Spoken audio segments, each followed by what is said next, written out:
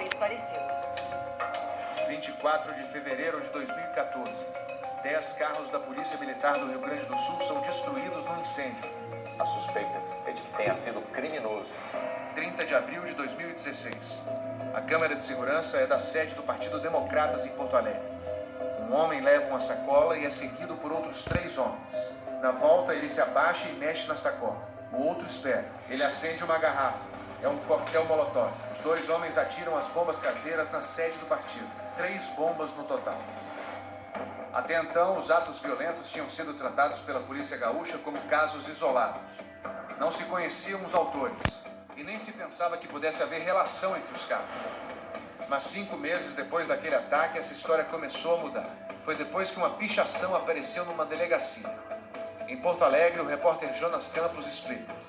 No desenho, alguém aparecia jogando um coquetel molotov contra o prédio. Segundo a polícia, foi um aviso do que estava por acontecer. Depois, o grupo colocou uma bomba debaixo da viatura que estava estacionada exatamente nesse local. Foi no dia 24 de setembro de 2016.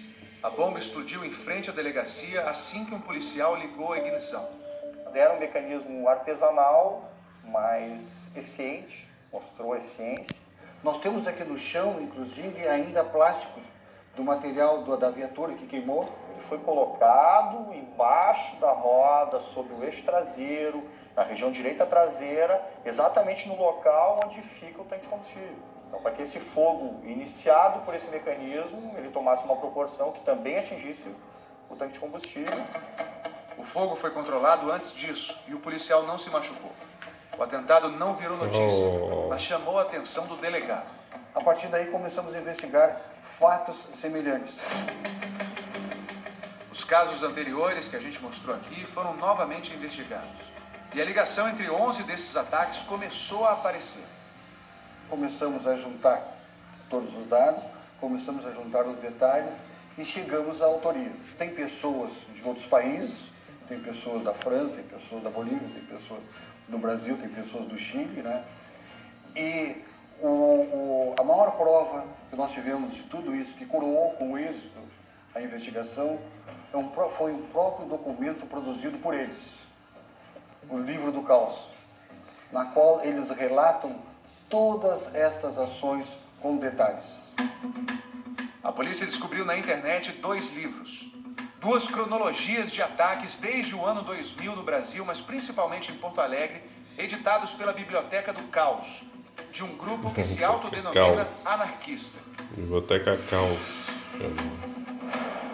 Até mesmo a explosão no carro de polícia, que não tinha sido noticiada, estava documentada num dos livros e era reivindicada pelo grupo de ativistas.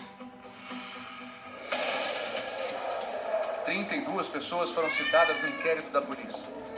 O juiz Fábio Vieira Ert, da 9ª Vara Criminal de Porto Alegre, expediu 10 mandados de busca e apreensão que foram cumpridos nesta quarta-feira.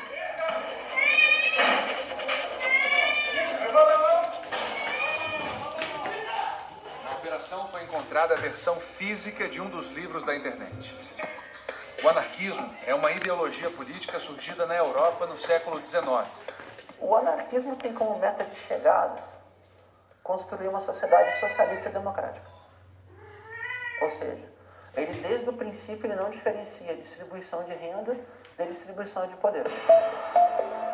O principal teórico anarquista foi o russo Mikhail Bakunin, que propôs a extinção do Estado. O anarquismo não é um movimento único, ele tem as suas diferentes expressões. E da nossa parte, todas elas têm que ser respeitadas. Esse vídeo foi postado na internet na quinta-feira passada, um dia depois da operação policial. A militante Lorena Castilhos, da Federação Anarquista Gaúcha, a FAG, se manifesta. O nosso espaço não tem nada a esconder. Aqui circulam as nossas crianças, aqui nós temos biblioteca, nós temos grupo de estudo, nós temos um escritório de direitos humanos, nós temos um estúdio de uma banda. O repórter Fábio Almeida tentou marcar uma entrevista com a Lorena. Oi, Lorena. Vi o vídeo e uma coisa não ficou clara sobre a posição da FAG. Mas o que temos para dizer está ali. O que queria entender é se na defesa do anarquismo vocês concordam com ações violentas ou fora da lei, ou isso foge do controle de vocês. Onde tu quer chegar? No aval nosso? Isso não vai acontecer. Não, pelo contrário. Quero saber qual a posição de vocês sobre pessoas que fazem esses atos em nome do anarquismo. Lorena respondeu com um desenho de criança onde se lê: anarquismo não é crime. O repórter insistiu. Concordo, por isso pergunto. E quando alguém comete um crime em nome disso? Lorena não respondeu mais. Na mesma semana da operação, outro livro foi descoberto pelos investigadores. O livro cita protestos na Europa contra o G20, a reunião de países ricos que aconteceu em julho passado em Hamburgo, na Alemanha. E mais um ato de violência cometido em Porto Alegre. Veja as imagens. São do dia 10 de julho. Elas mostram uma caçamba de lixo atrás de um carro do consulado alemão. Um catador remexe o lixo. Ele não tem nada a ver com um grupo de militantes. Uma mulher de boné se aproxima. Ela tira um embrulho de uma bolsa. Bota o embrulho na caçamba. Pouco depois, o lixo pega fogo e as chamas atingem um carro do consulado. O incêndio dura 2 minutos até ser apagado. O Fantástico apurou que essa ação está sendo investigada também pela Polícia Federal. Procuramos o Ministério da Justiça e a própria Polícia Federal para saber se essas ações poderiam ter relação com terrorismo, mas eles não quiseram comentar o assunto. Especialistas estão divididos sobre essa questão, que envolve a interpretação da Lei Antiterrorismo, sancionada pelo governo Dilma em março de 2016. O jurista Walter Maierovitch defende que sim, os atos são terroristas. Esse caso, com relação ao Rio Grande do Sul, se caracteriza como terrorismo. Por quê? Porque ele tem por meta a destruição da ordem e das leis. Mas o professor de Direito André Luiz Calegari discorda.